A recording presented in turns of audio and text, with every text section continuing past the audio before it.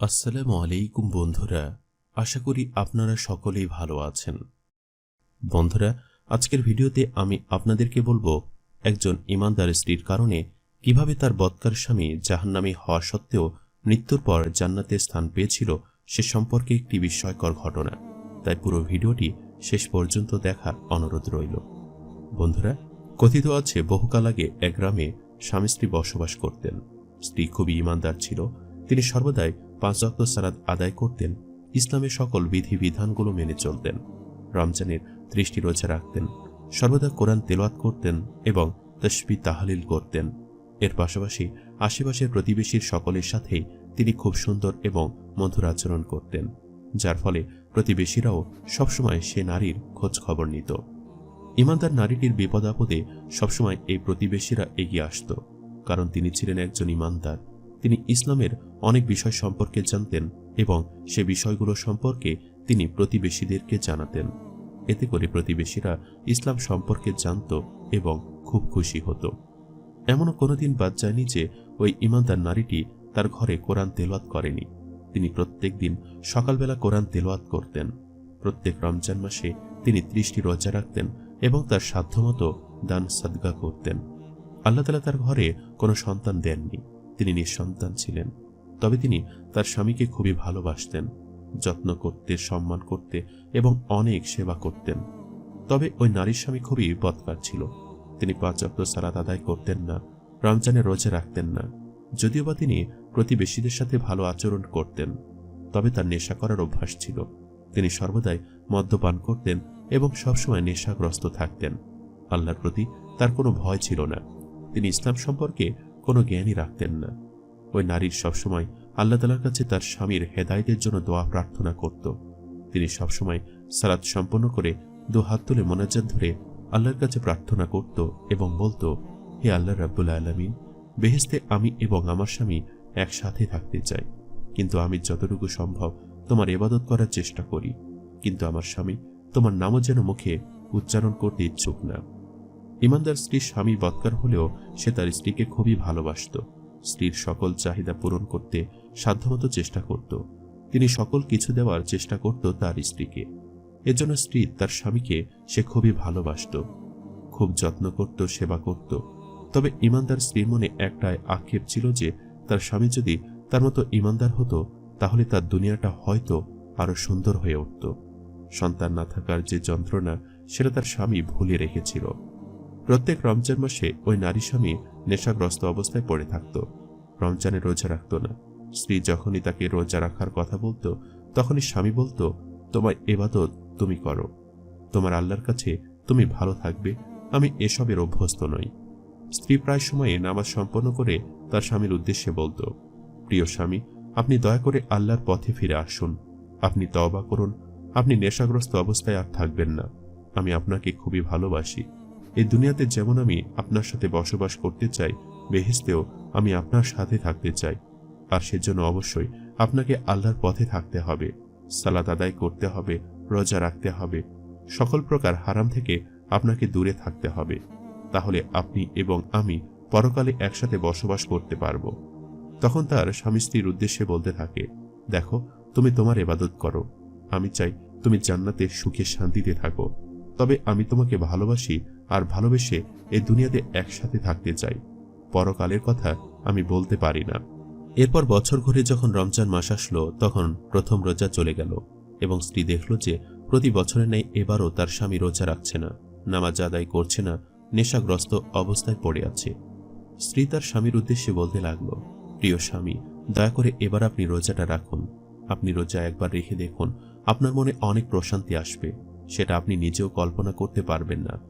এই অনুভূতি আপনি তখনই বুঝতে পারবেন যখন আপনি আল্লাহর সন্তুষ্টির জন্য সারাদিন না খেয়ে সন্ধ্যায় ইফতার করবেন।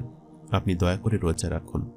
কিন্তু স্বামীর তার স্ত্রীর কথা শুনল না, আর স্ত্রী কিছুই করার ছিল না শুধুমাত্র আল্লাহর কাছে দোয়া করা ছাড়া। এভাবে করেই পুরো রমজানটাই চলে গেল। নেশা করতে করতে হঠাৎ করে ইমানদার স্ত্রীর স্বামীর অবস্থা খুবই খারাপ হয়ে গেল। নেশাগ্রস্ত অবস্থায় সারাদিন পড়ে থাকার কারণে তার শরীর প্রচণ্ড অসুস্থ হয়ে পড়ল এবং তিনি বিছানায় লুটিয়ে পড়লেন। আর ইমানদার স্ত্রী দিন ও রাত ভরে আল্লাহর ইবাদতের পাশাপাশি তার স্বামীর সেবা করতে লাগলো। তিনি মনে মনে চাইতে লাগলো তার স্বামীর যেন কিছুই না হয়, কারণ এই স্বামী ছাড়া তার পৃথিবীতে আপন বলতে কেউ নেই। কিন্তু আল্লাহর ইচ্ছার উপরে কেউই জবরদস্তি করতে পারে না। আল্লাহর ইচ্ছা ছিল ইমানদার স্ত্রীর পাশ থেকে তার স্বামীকে তিনি তুলে নেবেন, আর ঠিক তেমনটাই ঘটল। অতিরিক্ত অসুস্থতার কারণে তার স্বামী এই দুনিয়া থেকে বিদায় নিল, আর শোকে যেন ওই ইমানদার স্ত্রীর জীবন একেবারে বিষণ্ণ হয়ে পড়ল। ইমানদার স্ত্রীকে সান্ত্বনা দেওয়ার মতো প্রতিবেশীদের মধ্যে অনেকেই ছিল। ইমানদার নারী তার স্বামীর স্মৃতি যেন কিছুতেই ভুলতে পারছিল না। স্বামীর মৃত্যু শোকে সে যেন একেবারে পাথর হয়ে গিয়েছিল। তার স্বামীর মৃত্যুর অনেকদিন পার হয়ে যায়। তাকে সান্ত্বনা দেওয়ার জন্য ইমানদার নারীর মা তার বাড়িতে চলে আসে এবং মাই তার মেয়েকে আগলে রাখতে শুরু করে। একদিন ওই নারী রাতের বেলায় ঘুমাচ্ছিল। তখন তিনি স্বপ্নে দেখলেন যে তার স্বামী হঠাৎ করে তাকে ডাকছে এবং তার উদ্দেশ্যে বলছে, হে প্রিয়তমা স্ত্রী, আমাকে বাঁচাও, আমাকে রক্ষা করো। এখানে চারিদিকে আগুন, আমি মনে হয় আর সহ্য করতে পারবো না, তুমি আমাকে বাঁচাও। কোথায় তুমি? বাঁচাও, আমাকে বাঁচাও। এই স্বপ্নটি দেখার পর ওই নারীর ঘুম ভেঙে যায় এবং তিনি খুবই বিচলিত হয়ে পড়েন। তিনি আল্লাহর কাছে প্রার্থনা করে বলতে থাকেন, হে আল্লাহ, তুমি দয়া করে আমার স্বামীর কবরের আযাব মাফ করে দাও।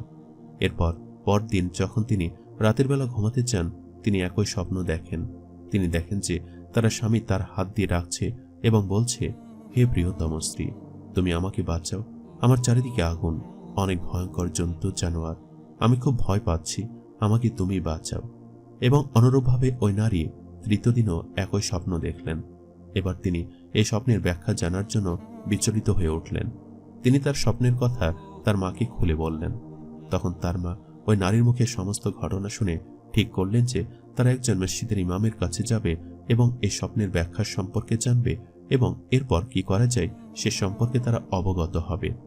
অতঃপর মা এবং মেয়ে দুজনে মিলে একজন মুসলিম ইমামের শরণাপন্ন হল এবং ইমামের কাছে গিয়ে ওই ইমানদার স্ত্রী তার সমস্ত ঘটনা খুলে বলল। তখন মসজিদের ইমাম ওই ইমানদার নারীর উদ্দেশ্যে বলতে লাগলো, দেখুন, আপনি একজন ইমানদার স্ত্রী ছিলেন, আপনি সবসময় আপনার স্বামীর সেবা করতেন এবং আপনার কথায় বোঝা যাচ্ছে আপনি খুবই ইমানদার, আপনি খুবই আল্লাহভীরু একজন নারী। আর যেহেতু আপনার স্বামী একজন বদকার ছিল, সে সবসময় নেশা করত এবং নেশাগ্রস্ততার কারণে তার মৃত্যু হয়েছে, তাই হয়তো আল্লাহ তাআলা তার কবরে আযাব দিচ্ছে। এর ফলে সে বারবার আপনাকে দেখা দিচ্ছে, তার যন্ত্রণার কথা আপনার কাছে বলছে, কারণ সে আপনাকে সত্যিকার অর্থে খুব ভালোবাসত। এখন আপনার করণীয় হলেও তার জন্য বেশি বেশি ইবাদত করা। তার হয়ে আপনি ইবাদত করবেন, 5 ওয়াক্ত সালাত আদায় করবেন, নফল ইবাদত করবেন, নফল রোজা রাখবেন, সবসময় কোরআন তেলাওয়াত করবেন এবং তার নামে বেশি বেশি সাদকায়ে জারিয়া করবেন। এর মানে এমন দান করবেন যেগুলো মানুষের উপকারে আসে আর তার সব তার কবরে গিয়ে পৌঁছায় এবং সে কবরে শান্তি পায়। মসজিদের ইমামের কথা মতো ওই নারী বাড়িতে এসে আল্লাহর ইবাদত মনোযোগ সহকারে শুরু করে। 5 ওয়াক্ত সালাতের পাশাপাশি সে অধিক পরিমাণে নফল নামাজ পড়া শুরু করে, নফল রোজা রাখা শুরু করে এবং সারাদিন কোরআন তেলাওয়াত করতে থাকে এবং কেঁদে কেঁদে আল্লাহর কাছে তার স্বামীর জন্য প্রার্থনা করতে থাকে। ইমানদার নারী তার সাধ্যমতো কিছু দান করে, মানুষের কল্যাণাসে এমন দান করে, অর্থাৎ তিনি মসজিদে কিছু অর্থ দান করে, এর পাশাপাশি কিছু ইয়াতিম মিসকিনদেরকে তিনি খাওয়ায়।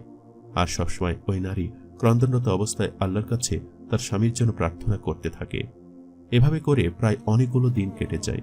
একদিন ওই নারী স্বপ্ন দেখে যে তার স্বামী খুব হাসছে এবং তার স্বামীর চেহারা একেবারে নুরানি চেহারা হয়ে গেছে এবং তার স্বামীর চারপাশে যেন সুন্দর ফুলের বাগান, সুন্দর সুবাস এবং স্বামী তার স্ত্রীর উদ্দেশ্যে বলতে লাগলো, হে প্রিয়তম স্ত্রী, তোমার আমল কাজে দিয়েছে, আমি খুব শান্তিতে আছি, খুব সুখে আছি, আমি খুব শিগগিরই তোমাকে নিতে আসব।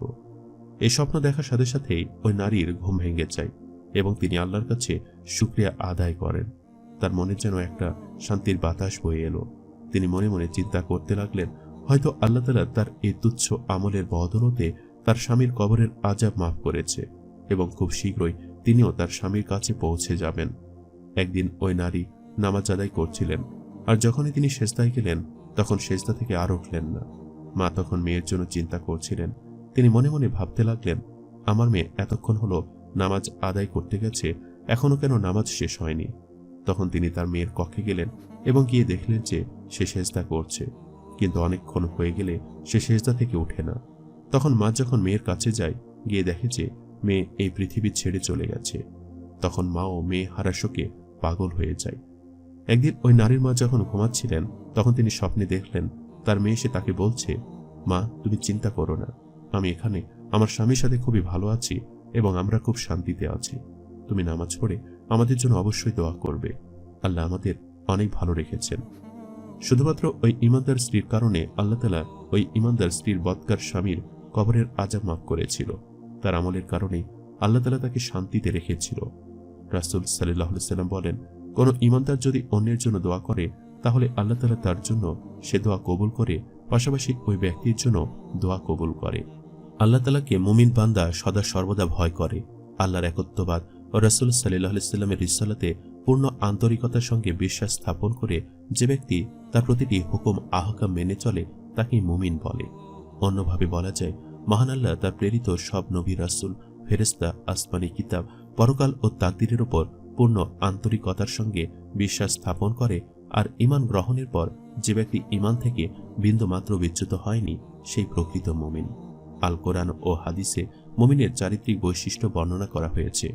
কোরআন মাজিদে ইরশাদ হয়েছে, প্রকৃত ঈমানদার তো তারাই আল্লাহর জিকির হলে যাদের অন্তর কেঁপে ওঠে, আর আল্লাহর আয়াত যখন তাদের সামনে পড়া হয় তাদের ঈমান বেড়ে যায়। সূরা আনফাল আয়াত নাম্বার 2।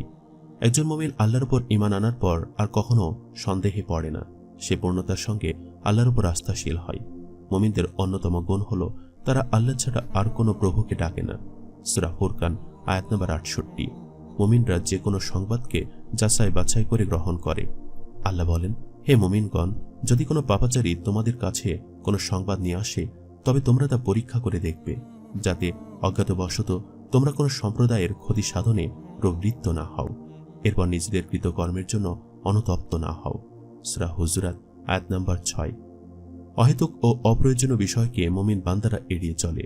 আল্লাহ বলেন, দয়াময় আল্লাহর প্রকৃত বান্দা তারাই যারা মিথ্যা সাক্ষ্য দেয় না, আর অহেতুক বিষয়ের পাশ দিয়ে যখন তারা গমন করে তখন ভদ্রভাবে পাশ কাটিয়ে যায়। সূরা ফুরকান আয়াত নাম্বার 72। সফল মুমিন কারা? এ প্রশ্নের জবাবে বলা হয়েছে, মুমিনরা সফলকাম হয়ে গেছে যারা নিজেদের নামাজি, বিনয়ী, নম্র, যারা অনর্থক কথাবার্তা বলে না, যারা যাকাত দান করে থাকে এবং যারা নিজেদের লজ্জাস্থানকে সংযত রাখে। সূরা মুমিনুন আয়াত 1 থেকে 4। অন্য আয়াতে বলা হয়েছে, আর ঈমানদার পুরুষ ও ঈমানদার নারী একে অন্যের সহায়ক, তারা সৎ কাজের আদেশ দেয় এবং মন্দ কাজ থেকে বিরত রাখে, নামাজ প্রতিষ্ঠা করে, যাকাত আদায় করে এবং আল্লাহ ও তার রাসূলের নির্দেশ অনুযায়ী জীবনযাপন করে, এদের উপর আল্লাহ দয়া করবেন। সূরা তাওবা আয়াত নম্বর 71।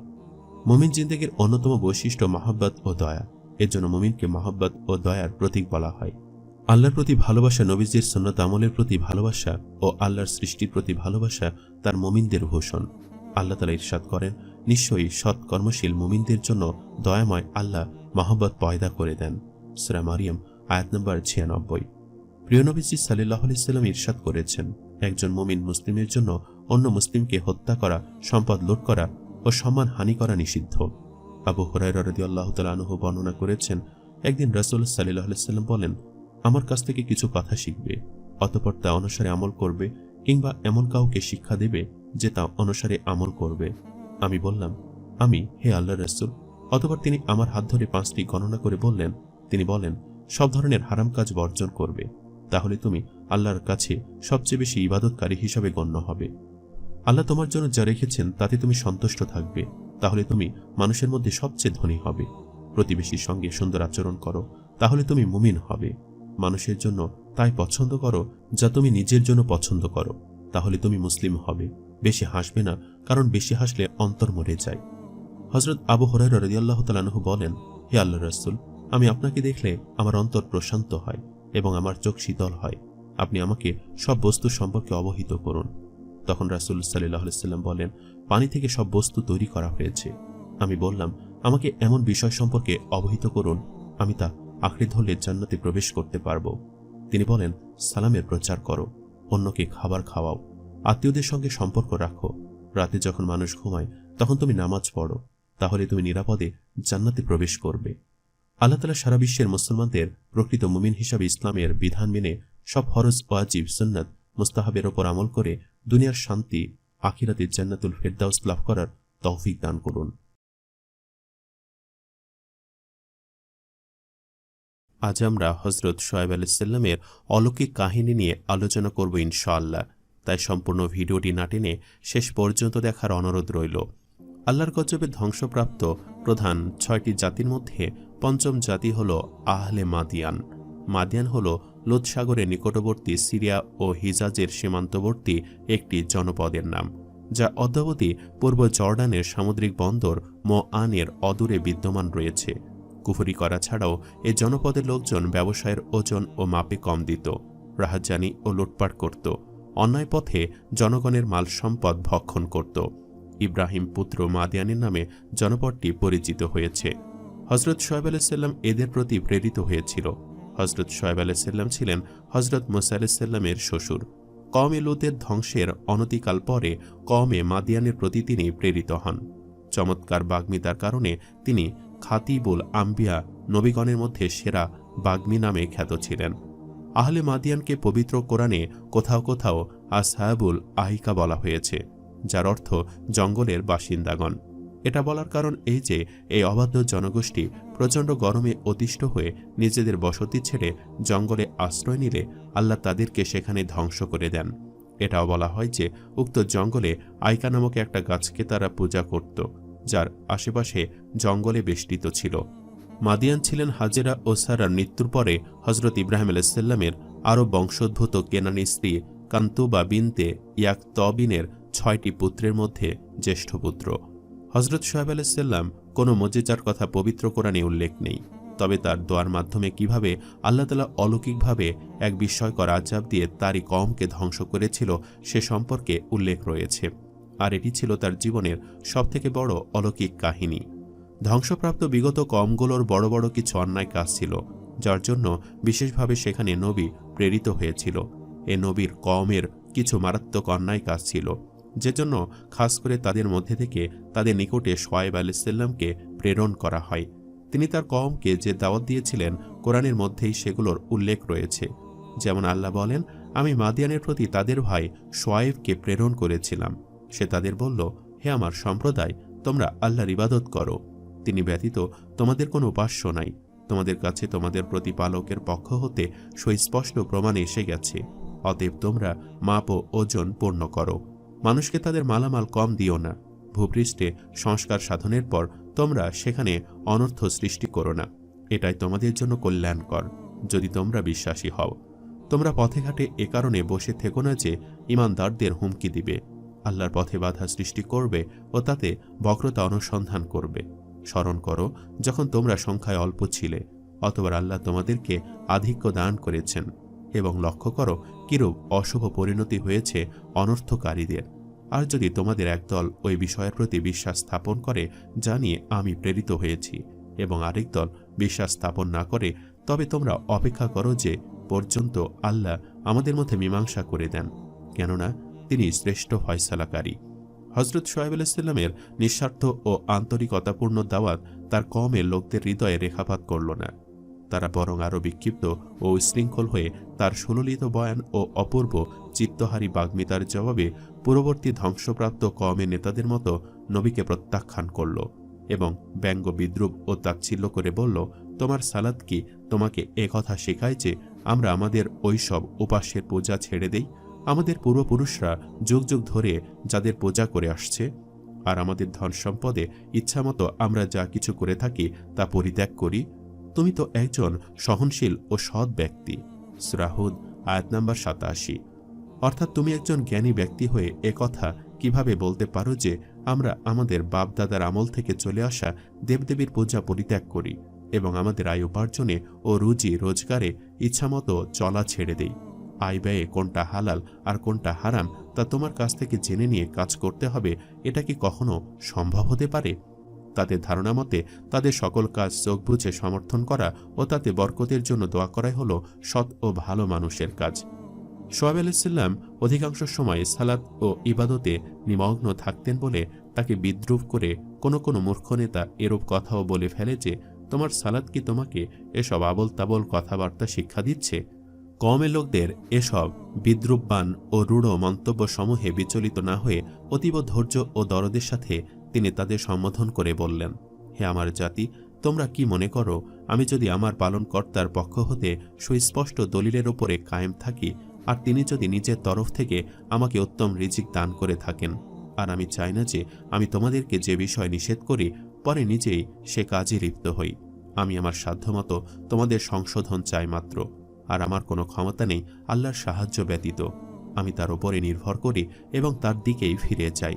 হে আমার জাতি, আমার প্রতি হঠকারিতা করে তোমরা নিজেদের উপরে নূহ, হুদ বা সালেহ আলাইহিস সালামের কওমের মতো আযাব ডেকে এনো না। আর লূতের কওমের ঘটনা তো তোমাদের থেকে দূরে নয়।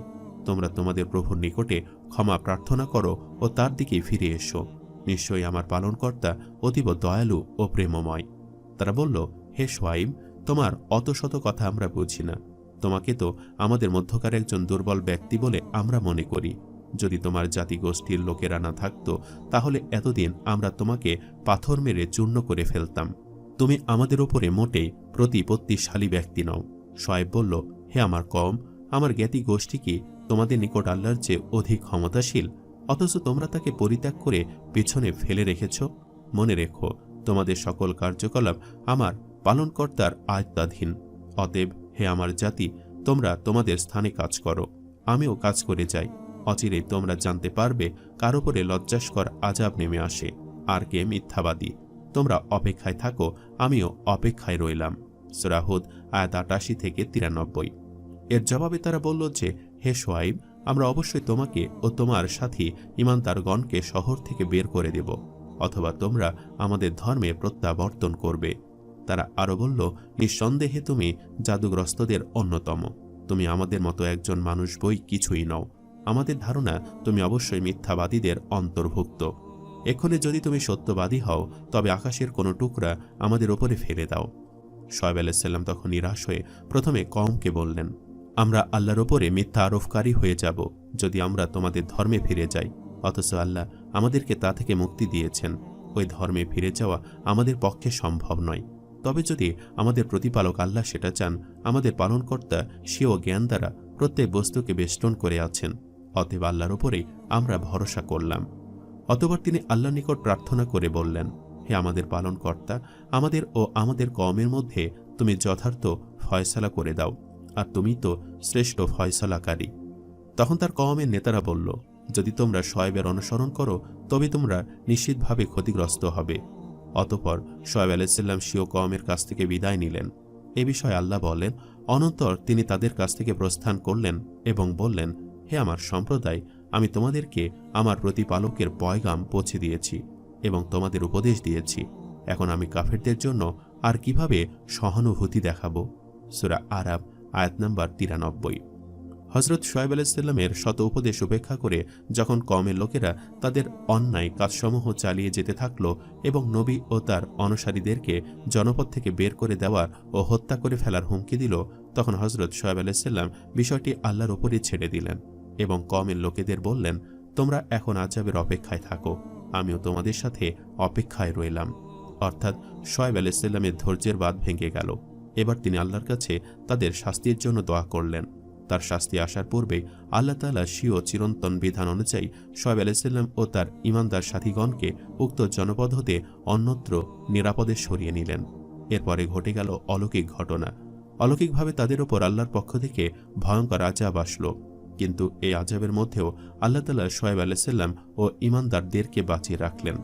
এ সম্পর্কে মহান আল্লাহ তাআলা বলেন, অতঃপর যখন আমার আদেশ এসে গেল, তখন আমি শুআয়ব ও তার ঈমানদার সাথীগণকে নিয়ে জনগ্রহে রক্ষা করলাম, আর পাপিষ্ঠদের ওপর বিকট গর্জন আপতিত হল।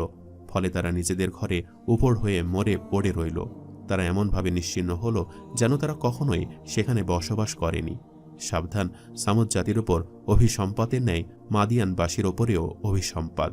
সূরা হুদ আয়াত ৯৪ ও ৯৫। যদিও তারা দুনিয়াতে মজবুত ও নিরাপদ অট্টালিকায় বাস করত। আসহাবে মাদানিয়ার ওপরে গজবের ব্যাপারে কোরআনে ৩ ধরনের শব্দ ব্যবহৃত হয়েছে, যার অর্থ বিকট শব্দ, মেঘাচ্ছন্ন আকাশ ও ভূমিকম্প। আব্দুল্লাহ ইবনে আমর রাদিয়াল্লাহু তাআলা আনহু বলেন, আহলে মাদিয়ানের ওপরে প্রথম ৭ দিন এমন ভীষণ গরম চাপিয়ে দেওয়া হয় যে তারা দহন জ্বালায় ছটফট করতে থাকে। অতঃপর আল্লাহ তাআলা একটি ঘন কালো মেঘমালা পাঠিয়ে দিলেন, যার নিচ দিয়ে শীতল বায়ু প্রবাহিত হচ্ছিল।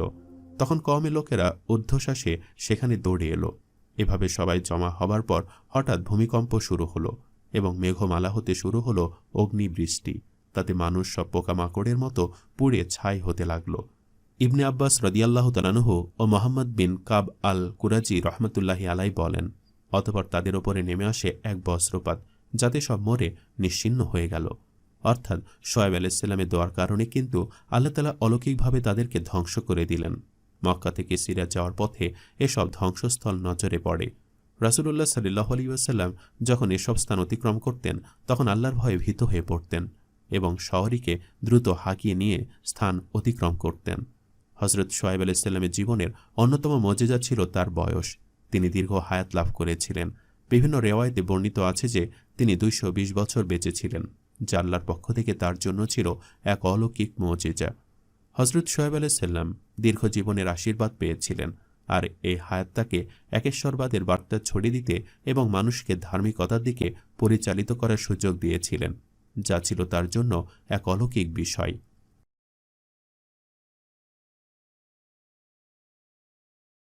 বন্ধুরা, আজকের এই ভিডিওতে আমি আপনাদের বলবো কিভাবে একজন আল্লাহওয়ালা বুজুর্গ ব্যক্তির দোয়ার বরকতে মাটি ফেটে একটি লাশ ভেসে উঠেছিল এবং কেন ভেসে উঠেছিল সে সম্পর্কে একটি বিস্ময়কর ঘটনা। তাই সম্পূর্ণ ভিডিওটি মনোযোগ সহকারে শেষ পর্যন্ত দেখার অনুরোধ রইল। একটি গ্রাম ছিল, যে গ্রামের অধিকাংশ মানুষই হিন্দু ছিল এবং সেখানে অনেক পুরোহিত বসবাস করত। সেই পুরোহিতরা সবসময় হিন্দু এবং ওই গ্রামের সামান্য কয়েকজন মুসলমানের ওপর নিজেদের দখলদারি চালাত। হিন্দু পুরোহিতরা তাদেরকে এমন একটি আসনে বসিয়ে রেখেছিল যে মনে হতো তারাই যেন রাজা। সে সকল হিন্দু পুরোহিতরা নিজেদের দেবতাদেরকে পূজার নাম করে ওই গ্রামের হিন্দু লোকেদের কাছ থেকে অনেক অর্থ সম্পদ আদায় করে নিত এবং তারা একেবারেই জোরপূর্বক এমন করত। যেখানে একজন হিন্দু তার দেবতাকে সন্তুষ্ট করার জন্য নিজের সামর্থ্য অনুযায়ী পুজো দিত, সেখানে হিন্দু পুরোহিতদের কারণে তারা বাধ্য হয়ে তাদের সর্বস্ব লুটিয়ে দিত। এভাবে করে সে গ্রামের দিন কাল চলছিল। সেখানে হিন্দুরা যেমন নির্যাতিত অবস্থায় ছিল, মুসলমানরাও ঠিক তেমনটাই নির্যাতিত অবস্থায় ছিল। সেখানে যে দরিদ্র হিন্দুরা ছিল তারা তাদের মাঠের ফসলের অর্ধেক এনে সেই পুরোহিতদের হাতে তুলে দিত, আর হিন্দু পুরোহিতরা সবসময় মুসলমানদেরকে সকল দিক থেকে বঞ্চিত রাখত। তাদের মাঠে ফসল ফলাতে দিত না, আর যদিও মুসলমানদের মাঠে ফসল ফলত সে সকল ফসল হিন্দু পুরোহিতরা নিজেদের করে নিয়ে যেত, আর তা করত জোরপূর্বক। হিন্দু পুরোহিতরা সবসময় এই গ্রামের অধিকাংশ মানুষের জায়গা দখল করে সেখানে নতুন নতুন দেবতাদের মন্দির তৈরি করতে ব্যস্ত থাকত। সেই গ্রামে বসবাস করত একজন সাহসী মুসলমান যুবক। সে সর্বদাই 5 ওয়াক্ত সালাত আদায় করত, রমজানে রোজা রাখত এবং সে একজন পরহেজগার যুবক ছিল। তার একটি স্বপ্ন ছিল সে তার নিজের ভিটেতে একটি মসজিদ স্থাপন করবে, যেখানে মানুষরা এসে নামাজ আদায় করবে, এবং সে তার পরিকল্পনা মতোই একটি মসজিদ নিজের ভিটেতে স্থাপন করে। আর হিন্দু পুরোহিতরা যখন এ কথাটি জানতে পারে তখন তারা রাগে ফুলে ফেঁপে ওঠে, কারণ তারা মনে মনে চিন্তা করতে থাকে তাদের ওপর এই প্রথম কেউ কোনো কাজ করল। ওই গ্রামে ইসলামের তার তাশরিফ নিয়ে এসেছিলেন একজন আল্লাহওয়ালা বুজুর্গ ব্যক্তি। তিনি খুব ভালো করে জানতেন এই গ্রামের অধিকাংশ মানুষই হিন্দু এবং হিন্দুদের ওপর পুরোহিতরা খুব অত্যাচার করছে, পাশাপাশি মুসলমানদের ওপর। আল্লাহওয়ালা বুজুর্গ ব্যক্তিটি যখন সে গ্রামে প্রবেশ করলেন তখন ওই যুবকের তৈরি করা মসজিদে তিনি আশ্রয় গ্রহণ করলেন এবং যুবকের সাথে তার খুব সখ্যতা গড়ে উঠেছিল। এদিকে হিন্দু পুরোহিতরা ঠিক করল যে তারা ওই হিন্দু যুবককে হত্যা করে ফেলবে, কেননা মুসলমান যুবক এখন নিজের সাহসে মসজিদ তৈরি করেছে। তার সাহস দেখে বাকি হিন্দু এবং মুসলমানরাও পুরোহিতদের ওপরে কথা বলবে। তাই তারা তাদের পরিকল্পনা মতো একদিন ওই যুবকটির কাছে গেল এবং তাকে গিয়ে বলল সে যেন মসজিদ ভেঙে দেয় এবং এই গ্রাম থেকে চলে যায়। কিন্তু যুবকটি কোনো কথা শুনল না, যার ফলে হিন্দু পুরোহিতরা তাকে মেরে তার লাশ নিয়ে ওই মসজিদের সামনে মাটি খুঁড়ে কবর দিয়ে রাখল। এদিকে ওই যুবকটিকে গ্রামবাসীরা না দেখে খুব চিন্তিত হয়ে পড়েছিল। পাশাপাশি আল্লাহওয়ালা বুজুর্গ ব্যক্তিটিও তার জন্য খুব চিন্তিত হয়ে পড়েছিল। সে মনে মনে সন্দেহ করতে লাগল যে হিন্দু পুরোহিতরা এই যুবকটির কোনো ক্ষতি করেছে। তাই পরদিন সকালবেলা সে মসজিদের সামনে পুরোহিতদেরকে ডেকে আনা হলো এবং আল্লাহওয়ালা বুজুর্গ ব্যক্তিটি পুরোহিতের উদ্দেশ্যে বলতে লাগলো, সত্যি করে বলো তোমার যুবকটির সাথে কি করেছ? পুরোহিতরা বলতে লাগলো, তুমি এই গ্রামে নতুন এসেছ, তুমি তোমার ধর্ম প্রচার করো, দেখি না কজন তোমার ধর্ম গ্রহণ করে। আর আমরা ওই যুবকটির সম্পর্কে কিছুই জানি না। তখন আল্লাহওয়ালা বুজুর্গ ব্যক্তিটি মাটির দিকে ইশারা করে বলল, হে মাটি, যুবকটি যদি তোর ভেতর থেকে থাকে তাহলে তাকে বের করে দে। এবং অলৌকিকভাবে সে মাটি একেবারে উপরে উঠে আসলো। আর তা দেখিয়ে দেখা গেল যুবকটির লাশ ভেসে উঠেছে এবং জানা গেল ওই হিন্দু পুরোহিতরাই যুবকটিকে হত্যা করেছে। আর গ্রামবাসীরা সকলেই এই দৃশ্য দেখছিল। তারা একেবারে অবাক হয়ে গিয়েছিল যুবকটির লাশ ভেসে ওঠায়।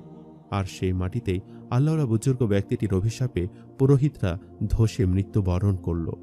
গ্রামে হিন্দু এবং মুসলমান উভয় ধর্মের লোকেরাই বেশ শান্তি পেল এই পুরোহিতদের ভয়ঙ্কর মৃত্যু দেখে। বুজুর্গ ব্যক্তিটি সে গ্রামের হিন্দুদের উদ্দেশ্যে বলতে লাগলো, আমি এই গ্রামে এসেছি ধর্ম প্রচার করার জন্য। আমি চাই তোমরা শিরক থেকে বেঁচে যাও, কারণ শিরকের ভয়াবহতা খুবই কঠিন। তোমরা যদি শিরক করো এখনো এবং আল্লাহকে না মানো, তাহলে তোমাদের স্থান হবে জাহান্নাম। তখন গ্রামের সকল হিন্দুরা আল্লাহওয়ালা বুজুর্গ ব্যক্তির উদ্দেশ্যে বলতে লাগলো, আমরা এতদিন যেন আমাদের নিজেদের ধর্মে থেকেও জাহান্নামে বসবাস করেছিলাম। আমরা এত দেবতাদের কাছে চেয়েছি এই পুরোহিতদের হাত থেকে আমাদেরকে রক্ষা করতে, কিন্তু আমাদের দেবতারা কোনো কাজে আসেনি। সুতরাং আপনি যেহেতু আজকে অলৌকিকভাবে সবকিছু আমাদের সামনে উপস্থাপন করেছেন, তাই আপনার আল্লাহই সত্য। আমরা আজ থেকে শিরক ছেড়ে আপনার হাতে ইসলাম ধর্ম গ্রহণ করতে চাই। এবং অবশেষে পুরো গ্রামের সকল হিন্দু আল্লাহওয়ালা বুজুর্গ ব্যক্তির হাত ধরে ইসলাম ধর্ম গ্রহণ করল। প্রিয় বন্ধুরা, আল্লাহ এক, অদ্বিতীয়, তার কোনো শরিক নেই। এ পৃথিবীতে যত নবী রাসূল আগমন করেছেন সকলেরই আহ্বান ছিল তাওহীদ বা একত্ববাদের প্রতি। তাওহীদ বা একত্ববাদের বিপরীত শিরক। আল্লাহ ব্যতীত অন্যের ইবাদত বা আল্লাহর সঙ্গে অন্যের ইবাদত করাই শিরক বলে গণ্য। যখনই কোনো জাতি একত্ববাদ ছেড়ে দিয়ে শিরকে লিপ্ত হয়েছে, তখনই নেমে এসেছে গজব। শিরকের আবিধানিক অর্থ অংশ বা অংশীদারিত্ব স্থাপন, সংযুক্তি ইত্যাদি। অর্থাৎ আল্লাহর সঙ্গে তার সত্তা এবং গুণাবলিতে অন্য কাউকে অংশীদার স্থাপন করা। ইবাদত ও বিশ্বাসে আল্লাহর সাথে সঙ্গী জুড়িয়ে দেওয়া। পারিভাষিক অর্থে মহান ও পবিত্রতম স্রষ্টার বৈশিষ্ট্যবলির সাথে সৃষ্টির সাদৃশ্য করা। আল্লাহর সাথে অন্য কাউকে শরিক মনে করা, আল্লাহ ছাড়া অন্য কাউকে ইবাদতের যোগ্য মনে করা, আল্লাহর মতোই অন্যকে ডাকা, তার কাছে কোনো কিছু প্রাপ্তির আশা করা, আল্লাহর কাছ থেকে সাহায্য প্রাপ্তির জন্য মাধ্যম অবলম্বন করা, এগুলো সবই শিরক। মহান আল্লাহ মানুষ ও জিন জাতিকে একমাত্র তারই ইবাদতের জন্য সৃষ্টি করেছেন। সকল প্রকার ইবাদত বা দাসত্ব একমাত্র আল্লাহর উদ্দেশ্যে নিবেদিত হবে। আকীদা ও ইবাদতে কোনো প্রকার শরিক করা যাবে না। কোনো ব্যক্তি বা বস্তুকে, যেমন চন্দ্র, সূর্য, আগুন, গাছপালা, দেবদেবী ইত্যাদিকে প্রতিপালন, ইবাদত, আনুগত্য অথবা অন্য কোনো বিশেষ গুণে মহান আল্লাহর সমতুল্য বা তার অংশীদার সাব্যস্ত করা অথবা আল্লাহর কাছে কিছু পাওয়ার জন্য মধ্যস্থতা অবলম্বন করাকে শিরকে জলি বা প্রকাশ্য শিরক বলে। এ ধরনের অপরাধকে শিরকে আকবার এবং শিরকে আজিমও বলা হয়। যেমন সিজদা হবে একমাত্র আল্লাহর জন্য, কিন্তু মানুষ যখন আল্লাহকে সিজদা না করে মূর্তি, প্রতিমা তৈরি করে তাতে সিজদা দেয়, পীরের মাজারে বা কবরে গিয়ে সিজদা দেয়, তখন ইবাদতের মাধ্যমেই আল্লাহর সঙ্গে শিরক সাব্যস্ত করা হয়। অনুরূপভাবে বলা যায়, আল্লাহ জীবন মৃত্যু দান করেন, তিনি রোগ দেন, আবার তিনি আরোগ্য দান করেন। তিনি আসমান জমিনের সবকিছু প্রতিপালন এবং তিনি রিজিকের একমাত্র মালিক। এখন কোনো মানুষ যদি আল্লাহ ছাড়া অন্য কাউকে এসব গুণাবলীর অধিকারী মনে করে, সমকক্ষ মনে করে বা কোনো কিছু পাওয়ার জন্য মধ্যস্থতা অবলম্বন করে, তাহলে এটা আল্লাহর পবিত্র গুণাবলীর সঙ্গে শিরক সাব্যস্ত করা হবে। এসবই শিরকে আকবার তথা বড় শিরক। লোক দেখানোর উদ্দেশ্যে ইবাদত করা, ইবাদতের মাধ্যমে আল্লাহর সন্তুষ্টি নিয়তের সাথে অন্য কোনো উদ্দেশ্য সামিল রাখা, আল্লাহ ছাড়া অন্য কারো নামে শপথ করা, মানত করা ইত্যাদি কার্যাবলীকে শিরকে খফি বা অপ্রকাশ্য শিরক বলে। কোনো প্রাণী বা ব্যক্তির ছবি, প্রতিকৃতি, মূর্তি, ভাস্কর্য ইত্যাদি তৈরি করা, পথে ঘাটে, অফিস আদালতে ও বিশেষ গুরুত্বপূর্ণ স্থানে এগুলো স্থাপন করা, এগুলোকে সম্মান করা, পুষ্পস্তবক অর্পণ করা, সিজদা করা ইত্যাদি। আল্লাহর জিকিরের ন্যায় কোনো নবী রাসূল, অলি, আউলিয়া, পীর, বুজুর্গ, আলিমের নাম জপ করা, বিপদে পড়লে তাদের নামের অজিফা পড়া শিরক। যেমন ইয়া রাহমাতুল্লিল আলামিন, ইয়া রাসূলুল্লাহ, নূরে রাসূল, নূরে খোদা, হক বাবা, খাজা বাবা, ইয়া বড় পীর আব্দুল কাদের জিলানী, ইয়া গাউসুল আজম ইত্যাদি। পীর, বুজুর্গ বা কোনো আলিমকে এমন কোনো উপাধিতে সম্বোধন করা যা অর্থগত দিক দিয়ে মহান আল্লাহর জন্য প্রযোজ্য। শিরকের নিষিদ্ধতা ও ভয়াবহতা শিরক হচ্ছে সকল পাপের চাইতে বড় পাপ, যা তাওবা ছাড়া আল্লাহ কখনো ক্ষমা করবেন না। এটি মানুষের নেক আমল সমূহ বিনষ্ট করে দেয়। শিরকের ভয়াবহতা এত বেশি যে যদি কোনো ব্যক্তি আল্লাহর সাথে শিরক করে মারা যায় তাকে চিরস্থায়ী জাহান্নামে থাকতে হবে। তাই এটি জঘন্যতম অপরাধ। শিরকের পরিণতি সম্পর্কে কোরআন ও হাদিসে খুব কঠিন কথা বলা হয়েছে। আল্লাহ বলেন, নিশ্চয়ই যে ব্যক্তি আল্লাহর সাথে শিরক করে আল্লাহ তার জন্য জান্নাত হারাম করবেন, আর তার পরিণতি হবে জাহান্নাম, এবং এরকম জালিমের কোনো সাহায্যকারী নেই। সূরা মাঈদা আয়াত নম্বর ৭২। মহান আল্লাহ আল কোরআনে শিরকে অত্যন্ত কঠোরভাবে নিষেধ করেছেন এবং মানুষকে তা হতে নিবৃত্ত থাকার নির্দেশ দিয়ে বলেন, সুতরাং যে তার প্রতিপালকের সাক্ষাৎ কামনা করে সে যেন সৎকর্ম করে ও প্রতিপালকের ইবাদতে কাউকে শরিক না করে। সূরা কাহাফ আয়াত নম্বর ১১০। শিরকের গুনাহ কতটা ভয়াবহ তা হযরত মুআজ বিন জাবাল রাদিয়াল্লাহু তাআলা আনহুকে দেওয়া রাসূল সাল্লাল্লাহু আলাইহি ওয়াসাল্লামের উপদেশ থেকে ধারণা করা যায়। তিনি মুআজ রাদিয়াল্লাহু তাআলা আনহুকে বলেছিলেন, হে মুআজ, তুমি কখনো এক আল্লাহর সঙ্গে কাউকে শরিক করো না, যদিও তোমাকে হত্যা করা হয় এবং যদিও তোমাকে জ্বলন্ত আগুনে পুড়িয়ে মারা হয়। শিরকের মাধ্যমে ঈমান ও নেকামল নিষ্ফল হয়। শিরক এত বড় একটি মারাত্মক গুনাহ যে ঈমান আনার পরে কেউ শিরক করলে ভেতরে সুপ্ত ঈমান নষ্ট হওয়ার পাশাপাশি বান্দার পেছনের সব নেক আমল বরবাদ হয়ে যায়। এ সম্পর্কে মহান আল্লাহ বলেন, হে রাসূল, আপনি যদি আল্লাহর সঙ্গে কাউকে শরিক সাব্যস্ত করেন তাহলে অবশ্যই আপনার সব নেক আমল নিষ্ফল হয়ে যাবে, আর আপনি অবশ্যই ক্ষতিগ্রস্তদের অন্তর্ভুক্ত হবেন। সূরা জুমার আয়াত নাম্বার ৬৫। শিরক ক্ষমার অযোগ্য অপরাধ। মহান আল্লাহ বান্দার সব গুনাহ ক্ষমা করলেও শিরকের গুনাহ তওবা ব্যতীত কখনো ক্ষমা করবেন না। আল্লাহ বলেন, নিশ্চয় আল্লাহ তার সাথে শরিক করা ক্ষমা করবেন না। এটি ব্যতীত অন্যান্য অপরাধ যাকে ইচ্ছা ক্ষমা করেন, আর যে কেউ আল্লাহর শরিক করে সে এক মহাপাপ করে। সূরা নিসা আয়াত নাম্বার ৪৮। শিরকারীর জন্য জান্নাত চিরতরে হারাম। শিরক কত বড় জুলুম যে শিরকের কারণে চিরস্থায়ী সুখময় জান্নাত বান্দার জন্য চিরতরে হারাম হয়ে যায়। সূরা মাঈদা আয়াত নাম্বার ৭২। কিয়ামতের দিন নিরুপায় হয়ে যাবে। শিরকারীরাও কিয়ামতের দিন নিরুপায় হয়ে তাদের কৃতকর্মের জন্য পরস্পরকে দোষারোপ করতে থাকবে, কিন্তু সেদিন দোষারোপ করেও কোনো কাজে আসবে না। আল্লাহ তাআলা আমাদের সবাইকে শিরক থেকে হেফাজত করুক। আমিন।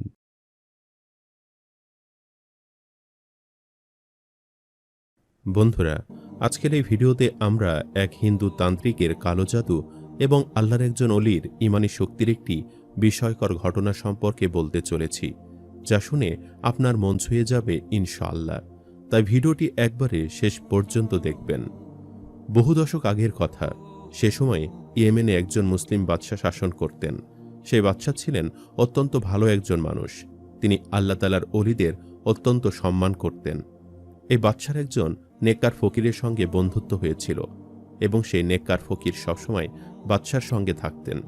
অর্থাৎ বাদশার যখনই কোনো প্রয়োজন হতো তখনই সেই দরবেশ বাদশার দরবারে চলে আসতেন। কিন্তু এত কিছুর পরেও সে বাদশার একটি খারাপ অভ্যাস ছিল, কারণ সেই বাদশাহ যখনই কোনো সুন্দরী নারীকে দেখতেন তখন কোনো না কোনো উপায়ে তাকে নিজের দরবারে নিয়ে আসতেন এবং বাদশাহ চাইতেন এই সুন্দরী নারীর সঙ্গে বিবাহ বন্ধনে আবদ্ধ না হয়ে সারাটি জীবন কাটিয়ে দিতে। তার এই খারাপ অভ্যাস দেখে সে নেককার ফকির বাদশাকে অনেকবার সাবধান করেছিলেন। ফকির বলতেন, আপনার কোনো নারীকে পছন্দ হলে তাকে বিয়ে করে নিন। ইসলামে বিয়ে করা অনেক ভালো একটি কাজ, কিন্তু ইসলামে জেনা করা অনেক বড় একটি গুনাহ। আপনি অবৈধভাবে আপনার জন্য নন মাহরাম এমন নারীকে নিয়ে আসছেন এবং যা কাজ করছেন এটি সত্যি অনেক বড় একটি গুনাহ।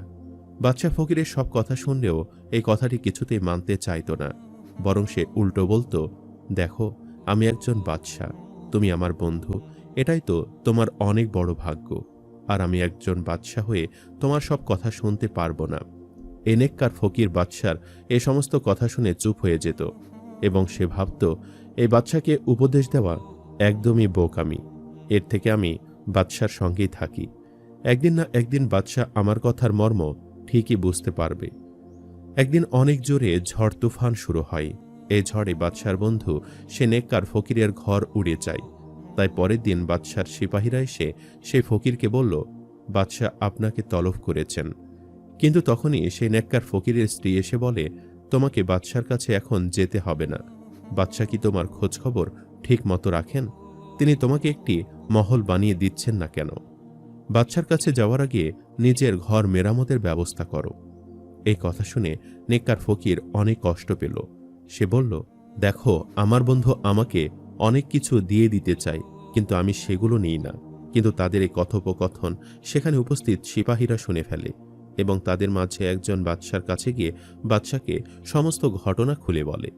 সিপাহী বাদশাকে বলে, ফকিরের স্ত্রী বলেছে আপনি ফকিরের বন্ধু হয়েও আজ পর্যন্ত তাকে একটি মহল বানিয়ে দেননি এবং তার কোনো উপকার করেননি।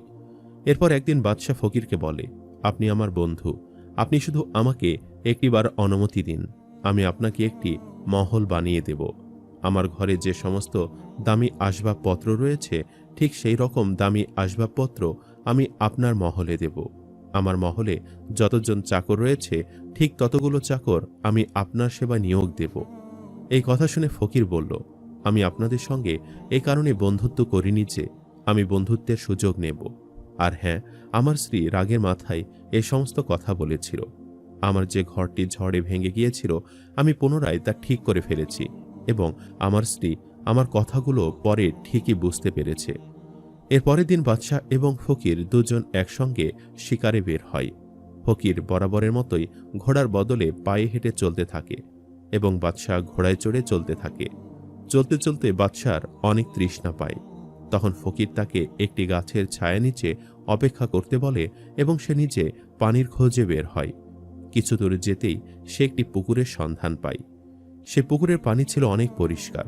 পথ চলতে চলতে সে ফকিরের অনেক তৃষ্ণা পেয়েছিল। সে ভাবল, প্রথমে আমি কিছুটা পানি পান করি, এরপর বাদশাকে এখানে ডেকে নিয়ে আসব। বাদশার অনেক খারাপ অভ্যাস থাকলেও ফকির তাকে মন থেকে ভালোবাসত। ফকির অল্প পানি পান করেই বাদশাকে ডাকতে রওনা হবে। ঠিক তখনই তার চোখে একটি পাথরের মূর্তি পড়ল। ফকির মূর্তিটি দেখে অবাক হয় এবং ভাবে, একটি নারী মূর্তি কিভাবে এতটা সুন্দর হতে পারে। সে মনে মনে বলতে থাকে, ইস, এখনই যদি এই মূর্তির মাঝে জীবন চলে আসত এবং সে পথ চলতে শুরু করত। সে ফকির জানত বাদশাহ আল্লাহওয়ালা লোকেদের অনেক পছন্দ করলেও তিনি সুন্দরী নারীদের প্রতি অনেক বেশি দুর্বল। বাদশাহ এই পাথরের মূর্তিটিকে দেখলে অবশ্যই বলবে, এই মূর্তিটিকে নিয়ে আমার মহলে চলো। এইভাবে ফকির ওই পাথরের মূর্তিটিকে একটি ঝোপের আড়ালে লুকিয়ে ফেলে। এরপর সে বাদশার কাছে ফিরে এসে সে পুকুরের কথা বলে এবং দুজনে সে পুকুরের নিকটে গিয়ে নিজেদের তৃষ্ণা নিবারণ করে। এরপর বাদশা সেই ফকিরকে কিছু লাকড়ি জোগাড় করতে বলে, যাতে সেগুলো দিয়ে মাংস রান্না করে খাওয়া যায়। এরপর ফকির লাকড়ি জোগাড় করতে চলে যায় এবং বাদশা নিজে সেখানে আরাম করতে থাকে। কিছুটা সময় পর প্রকৃতিতে উপভোগ করার জন্য বাদশা যখন এদিক সেদিক ঘুরতে থাকে তখনই তার চোখ একটি ঝোপের আড়ালের দিকে যায়। বাদশার মনে হতে থাকে ঝোপের আড়ালে কিছু একটা রয়েছে। তাই বাদশা ঝোপের নিকট এগিয়ে যায় এবং একটি পাথরের মূর্তি দেখতে পায়। বাদশা ঝোপটি সরিয়ে দেখে এত সুন্দর একটি নারী মূর্তি যা সে আজ পর্যন্ত দেখেনি। এই বাদশা শুরু থেকেই নারীদের প্রতি দুর্বল ছিল। বাদশা মূর্তিটিকে দেখতেই থাকে এবং কোনোভাবেই চোখ সরাতে পারছিল না। তখন সে ফকির লাকড়ি নিয়ে হাজির হয়। ফকিরকে দেখে বাদশা বলে, বন্ধু, আমি তোমাকে হুকুম দিচ্ছি, এই মূর্তিটিকে নিয়ে আমার মহলে চলো। তখন সে ফকির বলল, কিন্তু বাদশা, আমরা এই মূর্তিকে নিয়ে এখান থেকে যেতে পারবো না। আমার মনে হয় এই মূর্তিকে কেউ কোনো খাস কাজে তৈরি করেছে এবং সেই ব্যক্তিরা এই মূর্তিকে পূজা করে, অর্থাৎ এই মূর্তি কোনো অমুসলিম তৈরি করেছে। হতে পারে এই মূর্তি তাদের কোনো দেবী। আপনি যদি এই মূর্তিকে এখান থেকে নিয়ে যেতে চান তাহলে হয়তো অকারণে এখানে দাঙ্গা ফ্যাসাদ সৃষ্টি হবে। ফকিরের এই কথা শুনে বাদশা খুবই রাগান্বিত হয়ে যান এবং তিনি বলতে থাকেন, তুমি এমন কে যে আমাকে এই মূর্তিটি দখল করতে বাধা দিচ্ছ? হোক এই মূর্তি কোনো অমুসলিমের, আমার এই মূর্তিটিকে পছন্দ হয়েছে। আমি এ রাজ্যের রাজা, আমি যা খুশি তাই করতে পারি। আমার এই মূর্তিটিকে পছন্দ হয়েছে, আমি এই মূর্তিটিকে আমার সঙ্গে নিয়ে যাব। এরপর ফকির বাদশাকে অনেকবার বোঝানোর চেষ্টা করে এবং বলে, হুজুর, মানুষ আপনাকে অনেক সম্মান করে। এই কাজ করলে তারা সবাই আপনার বিরোধী হবে। আপনি এই কাজটি করবেন না। আজ পর্যন্ত আপনি তো কারো উপর জুলুম করেননি, কিন্তু আপনি আজ এই সামান্য মূর্তির কারণে আমার উপর আঙ্গুল তুলছেন। এতদিন বাদশা এবং ফকিরের বন্ধুত্বের মাঝে মহান আল্লাহ তাআলা ছিলেন, কিন্তু এই নারী মূর্তির কারণে তাদের মাঝে বিভেদ সৃষ্টি হয়ে গেল। সে ফকির ছিল একজন আল্লাহওয়ালা ব্যক্তি, কিন্তু বাদশা এই মূর্তির জন্য দিওয়ানা হয়ে গিয়েছিল, তাই সে নিজের বন্ধুত্বকে কোরবানি দিচ্ছিল। এরপর বাদশা বলে, আজকের পর থেকে আমি তোমার মুখ দেখতে চাই না। তুমি এখন এখান থেকে চলে যেতে পারো। আমি তোমাকে আমার সামনে আর দেখতে চাই না। তুমি আজকে আমার বিরোধিতা করছো। তখন ফকির বলল, বাদশাহ, আমি আপনার ভালোর জন্যই আপনার বিরোধিতা করছি।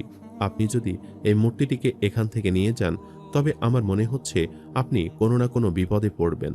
আপনি বুঝতে পারছেন না, কিন্তু আমি বুঝতে পারছি। মহান আল্লাহ তাআলা জানেন এবং তিনি একমাত্র এই বিপদ থেকে উদ্ধার করতে পারেন।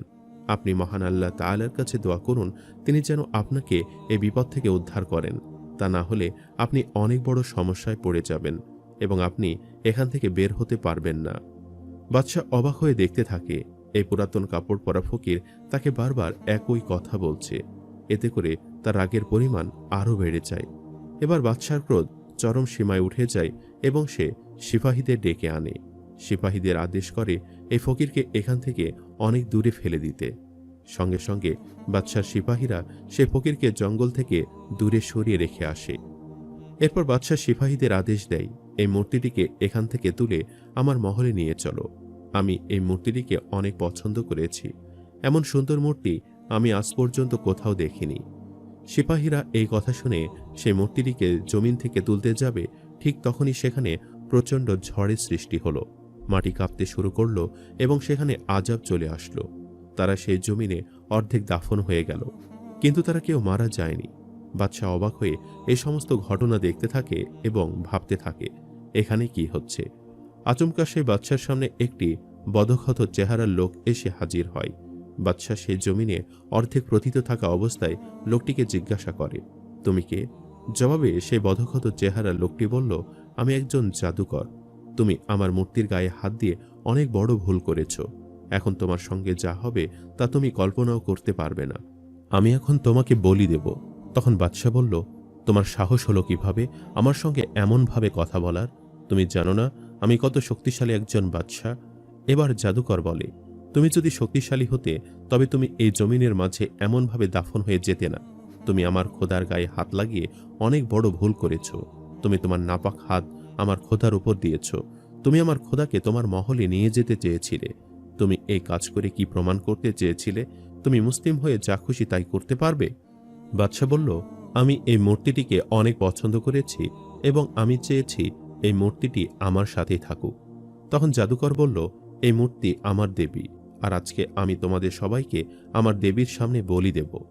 তখন বাদশাহ বিপদ টের পেল এবং সে পেরেশান হয়ে পড়ল।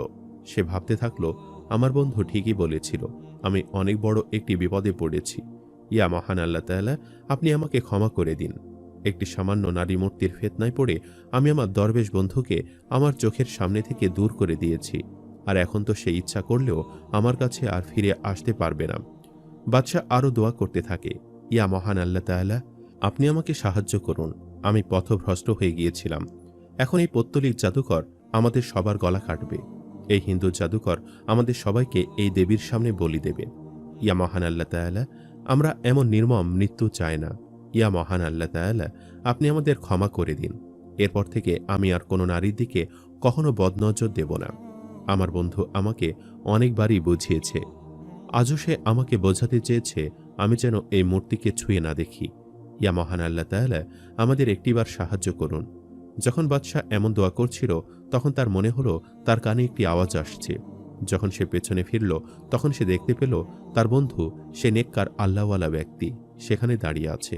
তখন বাদশাহ বলল, বন্ধু, তুমি এসেছ? জবাবে ফকির বলল, হ্যাঁ বাদশাহ, আমি আপনাকে ফেলে কিভাবে চলে যাই? আমি জানতাম আপনি অবশ্যই কোনো না কোনো বিপদে পড়বেন। আমি এসে গেছি এবং আল্লাহ তাআলার রহমতে আমরা অবশ্যই সফল হব। এরপর সে হিন্দু জাদুকর ফকিরের কাছে এসে বলে, তুমি কি বলছো? তুমি আমার থেকে বড় হতে পারো না। জবাবে সে ফকির বলে, আমি যাকে মানি তিনি সবার থেকে বড়।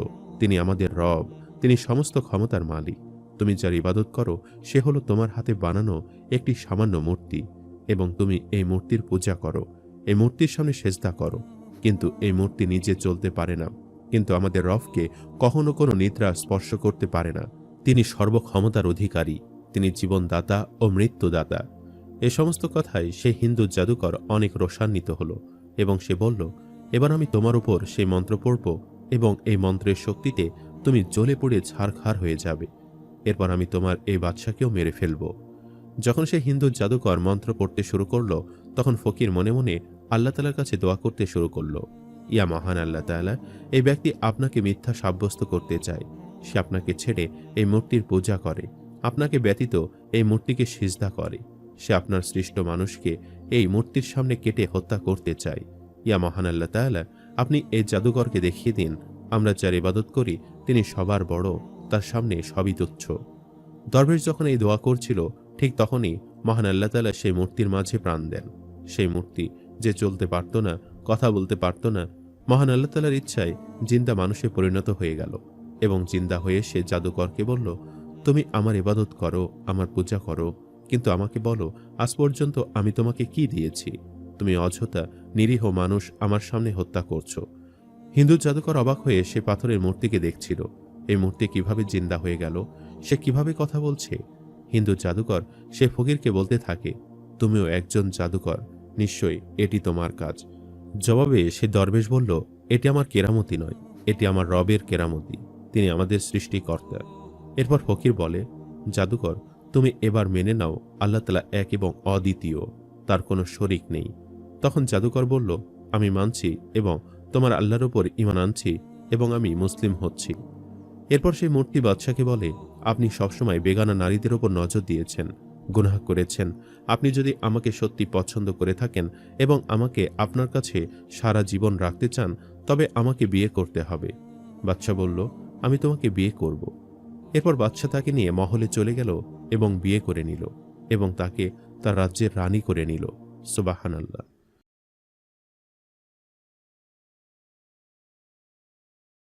বন্ধুরা, আজকের এই ভিডিওতে আমি আপনাদেরকে বলবো একজন কাফনচোর ও একজন নেককার নারীর একটি বিস্ময়কর ঘটনা। মৃত নেককার নারীর লাশ কি করে কাফনচোর ব্যক্তিটিকে চড় মেরেছিল সে সম্পর্কে জানতে হলে পুরো ভিডিওটি শেষ পর্যন্ত দেখার অনুরোধ রইল।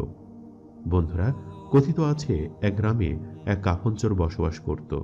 এই কাফনচোর এতটাই খারাপ ছিল যে যখনই ওই গ্রামে কোনো মানুষ মৃত্যুবরণ করত এবং তাকে দাফন করা হতো, তখন সে রাতেই সে কাফনচোর কবরস্থানে গিয়ে সে লাশের কাফন চুরি করে নিয়ে আসত এবং বাজারে বিক্রি করত। কাফনচোরের কারণে গ্রামের সকলেই অনেক ভয়ে ভয়ে থাকত। গ্রামের মধ্যে কেউ মৃত্যুবরণ করলে গ্রামবাসীরা চিন্তা করত যে ওই কাফনের চোর না জানি আবার এসে লাশের কাফন চুরি করে নিয়ে যায়। সে কাফনচোরের মনের মধ্যে কোনো ভয় ছিল না। যদি ভয়ের চিহ্ন থাকত তাহলে সে কখনো এতটা জঘন্য কাজ করতে পারত না। যখনই কোনো মানুষ মৃত্যুবরণ করত এবং তাকে কবরস্থ করা হতো, তখন সে রাতে কবরস্থানে গিয়ে ওই কাফন সে লাশটির গা থেকে কাফনের কাপড় চুরি করে নিয়ে যেত এবং পরদিন গ্রামবাসীরা এ বিষয়টি উপলব্ধি করতে পারত। কিন্তু তারা কাফনচোরকে হাতে নাতে ধরতে পারত না, কারণ সে রাতের অন্ধকারে কবরস্থানে গিয়ে চুরি করত, যার ফলে গ্রামবাসীদের মধ্যে কেউই তাকে ধরতে পারত না। ওই গ্রামে একজন নেককার নারী বসবাস করত। সে সবসময় আল্লাহর ইবাদতে মগ্ন থাকত, 5 ওয়াক্ত সালাত আদায় করত, রমজানের রোজা রাখত। সে নেককার নারী কাফনচোরের সম্পর্কে জানত, তাই সে আল্লাহর কাছে প্রার্থনা করত এবং বলতো, হে আল্লাহ, আমার লাশের সাথে যেন কখনো এমন ঘটনা না হয়, আর যদি এমন ঘটনা ঘটে তাহলে তুমি আমাকে সাহায্য করো। নেককার নারী সবসময় চিন্তা করত যে তার মৃত্যুর পর যদি তার লাশের সাথে এমন ঘটনা ঘটে তাহলে তার পর্দার বরখেলাপ ঘটবে, কেননা সে ছিল একজন পর্দাশীল নারী, তাকে কেউ কখনোই কোনো দিন দেখেনি। হঠাৎ করে একদিন ওই নেককার নারী প্রচণ্ড পরিমাণে অসুস্থ হয়ে যায়। তার অবস্থার অবনতি এতটাই ঘটে যে মৃত্যু তার খুব কাছেই চলে আসে এবং আল্লাহর ডাকে একদিন সে সাড়া দিয়ে এই পৃথিবী ছেড়ে চলে যায়। সে নারীর মৃত্যুর পর তার গোসল কার্য সম্পন্ন করে দাফন কাফন করার জন্য তাকে কবরস্থানে নিয়ে যাওয়া হয় এবং সেখানে কবরস্থ করা হয়। এদিকে কাফনচোর ব্যক্তি জানতে পারে যে এই গ্রামের একজন নারী মৃত্যুবরণ করেছে এবং তাকে আজকেই কবরস্থ করা হয়েছে। তখন কাফনচোর মনে মনে ঠিক করল যে রাতের বেলা সে কবরস্থানে যাবে এবং ওই নারীর কাফনের কাপড় সে চুরি করে নিয়ে আসবে এবং বাজারে বিক্রি করে তা থেকে অর্থ উপার্জন করবে। এরপর সে তার পরিকল্পনা মতো ও রাতের অন্ধকারে কবরস্থানের পাশে এসে উপস্থিত হলো এবং চারিদিকে দেখতে লাগলো যে কোন কবরটি সেই নারীর। অতঃপর সেই ওই নেককার নারীর কবর দেখতে পেল এবং হাতে থাকা সরঞ্জাম নিয়ে সে সেখানে গেল এবং গিয়ে মাটি খুঁড়তে শুরু করলো এবং মাটি খুঁড়তে খুঁড়তে অবশেষে সে মহিলার লাশটি উপরে ওঠালো। এরপর কাফনচোর যখন কাফনের কাপড় চুরি করতে যাবে ঠিক তখনই আল্লাহর অশেষ রহমতে ওই নারীর দেহে প্রাণ চলে আসে এবং সে হঠাৎ করেই কাফন চোরের গালে একটি চড় মারে এবং কাফন চোরের উদ্দেশ্যে বলতে থাকে, তুমি একজন কাফের, তুমি কত বড় জঘন্য অপরাধ করছো তা তুমি নিজেও জানো না।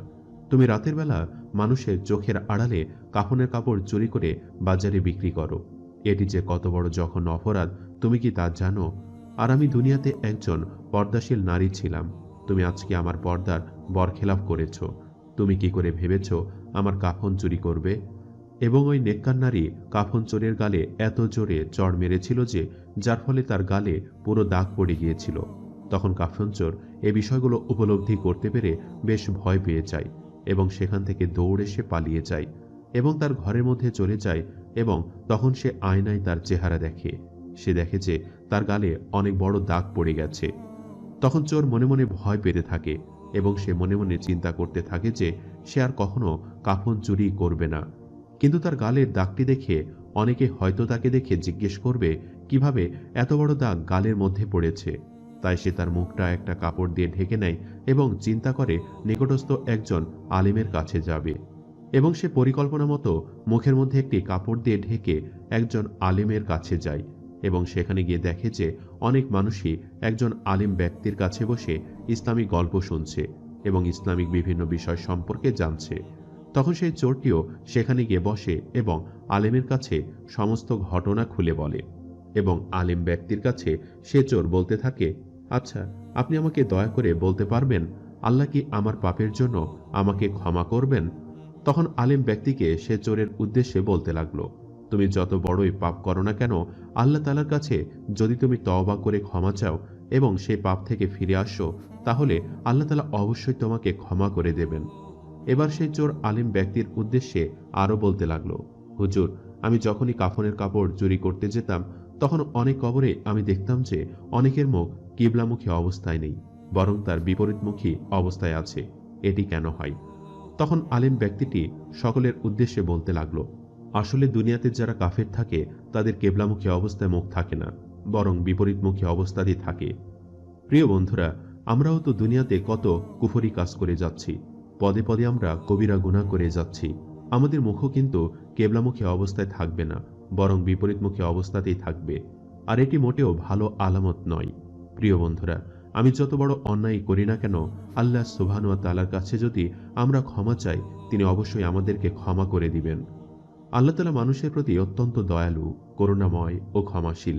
কোরআন ও হাদিসে অসংখ্যবার তিনি তার দয়া ও ক্ষমার প্রতিশ্রুতি দিয়েছেন, মানুষকে তার করুণার ছায়ায় ফিরে আসার আহ্বান জানিয়েছেন। আল্লাহ তার বান্দাদের সৎকর্ম করতে উৎসাহিত করেন, মন্দ থেকে বিরত থাকার উপদেশ দেন। মানুষ যখন আল্লাহর দরবারে অনুশোচনার সাথে ক্ষমা প্রার্থনা করে তখন আল্লাহ খুশি হন, সে বান্দাকে ক্ষমা করে দেন। কোরআনে ও হাদিসে দয়া ও ক্ষমার এই মহান গুণাবলীর বর্ণনা অসংখ্য আয়াত ও হাদিসের মাধ্যমে স্পষ্ট হয়েছে, যা মানুষকে আল্লাহর করুণার প্রতি আশাবাদী করে তোলে। আল্লাহ রাব্বুল আলামিন বলেন, তোমরা যদি প্রকাশ্যে ও গোপনে সৎ কাজ করে যাও অথবা যদি কারো মন্দ ব্যবহারকে ক্ষমা দৃষ্টিতে দেখো, তাহলে আল্লাহ বড়ই ক্ষমাকারী ও ক্ষমতাবান। সূরা নিসা আয়াত নম্বর 149। আল্লাহ তাআলা মানুষকে লক্ষ্য করে ক্ষমা প্রার্থনা ও রহমত কামনার বর্ণনা এ মর্মে তুলে ধরেছেন। আল্লাহ তাআলা বলেন, আমার বান্দাদের মধ্যে একদল ছিল যারা বলতো, হে আমাদের প্রতিপালক, আমরা ঈমান এনেছি, সুতরাং তুমি আমাদের ক্ষমা করে দাও এবং আমাদের ওপর দয়া করো, তুমি তো দয়ালুদের মধ্যে শ্রেষ্ঠ দয়ালু। সূরা মুমিনুন আয়াত নম্বর 109। আল্লাহর দয়া ও অনুগ্রহের সঠিক পরিমাপ করা কোনো সৃষ্টির পক্ষে সম্ভব নয়। নিম্নোক্ত হাদিস থেকে এ বিষয়ে একটি ধারণা পাওয়া যায়। রাসূলুল্লাহ সাল্লাল্লাহু আলাইহি সাল্লাম বলেন, আল্লাহ যেদিন রহমত সৃষ্টি করেন সেদিন 100 রহমত সৃষ্টি করেছেন, 99টি তার কাছে রেখে দিয়েছেন এবং একটি রহমত সমস্ত সৃষ্টির মধ্যে পাঠিয়ে দিয়েছেন। যদি কাফির আল্লাহর কাছে সুরক্ষিত রহমত সম্পর্কে জানে তাহলে সে জান্নাত লাভে নিরাশ হবে না, আর মুমিন যদি আল্লাহর কাছে যে শাস্তি আছে সে সম্পর্কে জানে তাহলে সে জাহান্নাম থেকে নিজেকে নিরাপদ মনে করবে না। মহান আল্লাহ মানুষের প্রতি কত বেশি দয়ালু যে তিনি মানুষকে জানিয়ে দিচ্ছেন কি করলে আল্লাহ বান্দাকে ক্ষমা করবেন এবং দয়া করবেন। আল্লাহর কাছে ক্ষমা প্রার্থনা করলে আল্লাহ খুশি হন এবং বান্দার প্রতি দয়া করেন। আল্লাহ বলেন, সে বলল, হে আমার সম্প্রদায়, তোমরা কেন কল্যাণের আগে অকল্যাণ ত্বরান্বিত করতে চাইছো? কেন তোমরা আল্লাহর কাছে ক্ষমা প্রার্থনা করছো না, যাতে তোমরা অনুগ্রহ ভাজন হতে পারো? সূরা নামল আয়াত নাম্বার 46। আল্লাহর কাছে ক্ষমা চাওয়াকে ইসলামে ইবাদত বন্দেগী তথা উপাসনার অন্যতম গুরুত্বপূর্ণ কাজ হিসেবে উল্লেখ করা হয়েছে। ক্ষমা চাওয়া যে ইবাদত, সে বিষয়টি সুস্পষ্ট করে আল্লাহ তাআলা বলেন। অতঃপর বলেছি, তোমরা তোমাদের পালনকর্তার ক্ষমা প্রার্থনা করো, তিনি অত্যন্ত ক্ষমাশীল। তিনি তোমাদের ওপর অজস্র বৃষ্টি ধারা ছেড়ে দেবেন, তোমাদের ধন সম্পদ ও সন্তান সন্ততি বাড়িয়ে দেবেন, তোমাদের জন্য উদ্যান স্থাপন করবেন এবং তোমাদের জন্য নদীনালা প্রবাহিত করবেন। সূরা নূহ আয়াত 10 থেকে 12। তওবা ও ইস্তেগফার ইসলামে অত্যন্ত গুরুত্বপূর্ণ দুটি আমল, যা মানুষকে পাপ থেকে মুক্তি এবং আত্মশুদ্ধির দিকে পরিচালিত করে। তাওবা অর্থ হল পাপের জন্য অনুশোচনা করা, আল্লাহর দিকে ফিরে আসা। ইস্তেগফার হল আল্লাহর কাছে ক্ষমা প্রার্থনা করা। এই দুটির ফজিলত কোরআন এবং হাদিসের আলোকে বিশদভাবে আলোচনা করা হয়েছে। ইমাম ইবনুল কাইয়ুম রাহমাতুল্লাহি আলাই বলেছেন, তাওবা পাপকে পোড়ায়, যেমন আগুন কাঠকে পোড়ায়। ইমাম গজ্জালী রহমাতুল্লাহি আলাই বলেন, তওবা মানুষের হৃদয়কে আল্লাহর দিকে ফিরিয়ে নিয়ে আসে, যা তাকে তার জীবনের প্রকৃত উদ্দেশ্যে পৌঁছাতে সাহায্য করে। বর্তমান সময়ে মানুষ নানা প্রকার পাপ ও গুনাহে লিপ্ত। অশ্লীলতা, অবিচার, হিংসা, জুলুম এবং প্রলোভনের পথে চলে অনেক মানুষ ভুল পথে যাচ্ছে। প্রযুক্তি ও সামাজিক যোগাযোগ মাধ্যমে অনেকে নৈতিক অবক্ষয়ে নিমজ্জিত আছে। এই পাপের চাপ থেকে মুক্তি পেতে এবং আল্লাহর কাছে ক্ষমা প্রার্থনা করা এখন আগের চেয়ে অনেক বেশি জরুরি। তাওবা ও ইস্তেগফার আমাদের আত্মশুদ্ধির পথে নিয়ে যায়। মানুষের বর্তমান অবস্থা এমন যে অনেকেই আল্লাহর দিক থেকে দূরে সরে গেছে। তাওবা ও ইস্তেগফার একমাত্র উপায় যা মানুষকে পাপের শিকল থেকে মুক্ত করে এবং আল্লাহর নিকটবর্তী করে। কোরআন ও হাদিস থেকে আমরা শিখি যে তাওবা ও ইস্তেগফার মানুষের জন্য এক সুযোগ। আল্লাহর কাছে ক্ষমা প্রার্থনার মাধ্যমে মানুষ নৈতিকভাবে আরও উন্নত হতে পারে। আল্লাহ তাওবাকারী বান্দাকে ভালোবাসেন। রাসূলুল্লাহ সাল্লাল্লাহু আলাইহি ওয়াসাল্লাম বলেছেন, যে ব্যক্তি পাপ করে তওবা করে, সে যেন পাপ করেনি। আল্লাহর কাছে ক্ষমা প্রার্থনার মাধ্যমে আমরা না শুধু পাপ থেকে মুক্তি পাই, বরং আমাদের জীবনে আল্লাহর রহমতও বৃদ্ধি পাই। তাই আমাদের উচিত তাওবা ও ইস্তেগফারকে জীবনের অংশ করে আল্লাহর সন্তুষ্টি লাভের চেষ্টা করা। সম্মানিত দর্শক, ভিডিওটি আপনাদের কাছে কেমন লেগেছে তা আমাদের কমেন্ট করে অবশ্যই জানাবেন। আর সবাই আমাদের সাথেই থাকবেন। আজ তাহলে এই পর্যন্তই। আপনারা ভালো থাকবেন, সুস্থ থাকবেন। আল্লাহ হাফেজ।